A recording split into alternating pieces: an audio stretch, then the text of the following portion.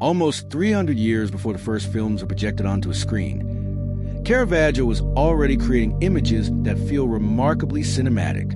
He directed light like a spotlight. He placed ordinary people inside dramatic scenes. He cropped figures at the edges of the composition. And instead of showing calm, timeless moments, he often painted the exact second when everything changed. A moment of recognition, a sudden injury, an arrest, a conversion, or a death. His paintings do not simply show us a story. They make us feel as though we have entered it. So why do the paintings of Caravaggio feel so much like scenes from a film? To understand this, we can begin with one of his most famous works, The Calling of St. Matthew. Painted around the year 1600, the scene represents the moment when Christ calls Matthew to become one of his followers. But Caravaggio does not present this event in a grand palace, a heavenly landscape, or an idealized ancient world. Instead, the room is dark and ordinary. The people gathered around the table look as though they could belong to Caravaggio's own time. Some are counting money, some barely notice that Christ has entered, and one man appears to point towards himself, as though silently asking, "Me?" Christ stands at the edge of the composition. He is not placed in the center. He is not surrounded by gold. He is not made larger than everyone else. Caravaggio makes us notice him through something much more powerful: direction, gesture, and light. A beam of light enters the room from the right. It passes above Christ's hand and moves towards the figures sitting at the table. The light does more than illuminate the scene. It tells us where to look. It connects the characters. And it transforms a dark room into a moment of revelation. This is the first reason Caravaggio feels cinematic. He uses light as a form of storytelling. In many paintings, light simply helps us see the figures clearly. In Caravaggio's work, light decides what matters. Large areas of the painting disappear into darkness. Faces emerge only where they are needed. Hands appear from the shadows. The background becomes quiet, almost empty. Caravaggio removes unnecessary information and directs our attention towards essential action. A filmmaker can do something similar by placing an actor beneath a spotlight while allowing the background to fade into darkness. Caravaggio achieves this effect using only paint. The darkness does not hide the story. It edits it. In The Calling of St. Matthew, our eyes do not move randomly across the painting. We notice Christ's hand, then the beam of light, then the faces of the men around the table. We experience the event in a controlled sequence. Caravaggio is deciding not only what we see, but also when we see it. The second cinematic quality in his work is framing. Consider the supper at Emmaus. The painting shows a moment when two disciples suddenly recognize the resurrected Christ. Again, Caravaggio does not choose a quiet moment. He chooses the instant of discovery. One disciple throws his arms wide open. Another pushes himself away from the table. Their bodies react before they can speak. The figures are placed extremely close to us. The elbow of one disciple appears to project towards our space. A chair seems to move backwards from the table. A basket of fruit balances dangerously close to the edge. Everything feels unstable. The painting does not feel like a distant image that we observe safely. It feels as though the action is expanding beyond the frame. The table appears to continue into our space. The figures almost enter the room in which we are standing. This creates a physical relationship between the viewer and the painting. We are not positioned far away from the event. We are seated beside it. Modern cinema often brings a camera close to the actors. A close frame can make the viewer feel trapped, involved, or emotionally connected. Caravaggio uses scale, perspective, and cropping to create a similar sense of immediacy. He treats the edge of the painting almost like the edge of a camera frame. The world seems to continue beyond what we can see. This is especially powerful in The Taking of Christ. The painting shows the arrest of Christ, but the scene is so tightly framed that there's almost no space around the figures. Bodies press against one another, arms overlap, faces emerge from the darkness. The crowd appears trapped inside the composition. There is no open landscape and no easy escape. The tight framing creates tension. It makes us feel as though we are standing inside the crowd rather than watching from a safe distance. Caravaggio understood that what is excluded from an image can be just as important as what is included. The third reason his work feels cinematic is his choice of time.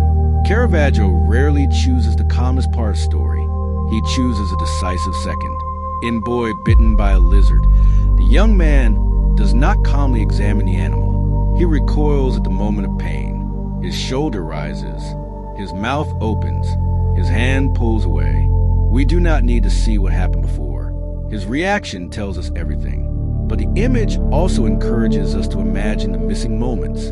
We can imagine his hand approaching the fruit. We can imagine the sudden bite. And we can imagine what he will do next. The painting feels like a single frame removed from a longer sequence. The same thing happens in Caravaggio's religious works. St. Paul has just fallen from his horse. Matthew has just realized that Christ may be calling him. Judas has just identified Christ. The disciples have just recognized the person sitting before them. Caravaggio selects the point at which the story changes direction, because we do not see the beginning or the ending.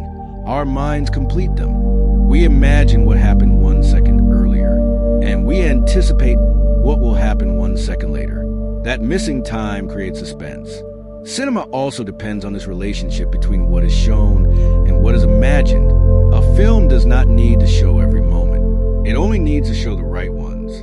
Caravaggio had already understood the power of choosing the exact instant that contains the greatest emotional tension. But dramatic light and timing would mean very little without convincing human reactions. This is another reason his paintings feel so immediate. Caravaggio's people do not always look polished, distant, or perfect. They have wrinkles, dirty feet, heavy hands, uneven faces, and familiar expressions. His saints often look like real people rather than untouchable symbols. They seem to belong to the streets, taverns, and rooms of 17th century Rome. This realism was not only about physical appearance, it was also about behavior. Caravaggio carefully observed how people react. Confusion appears in a raised eyebrow. Fear appears in a turning head. Surprise appears in an open hand. Pain appears through the tension of the entire body. We understand the story before anyone explains it. This is similar to the work of actors. A film director cannot depend only on dialogue. The story must also be communicated through posture, expression, distance, and movement.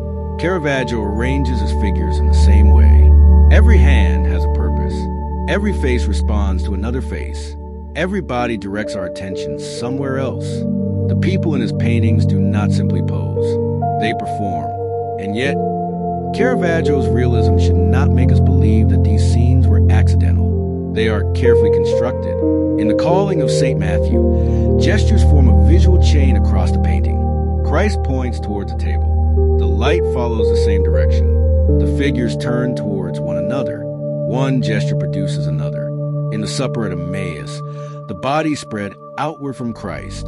The disciples' arms and movements expand the scene toward the edges. In the taking of Christ, the figures move in the opposite way.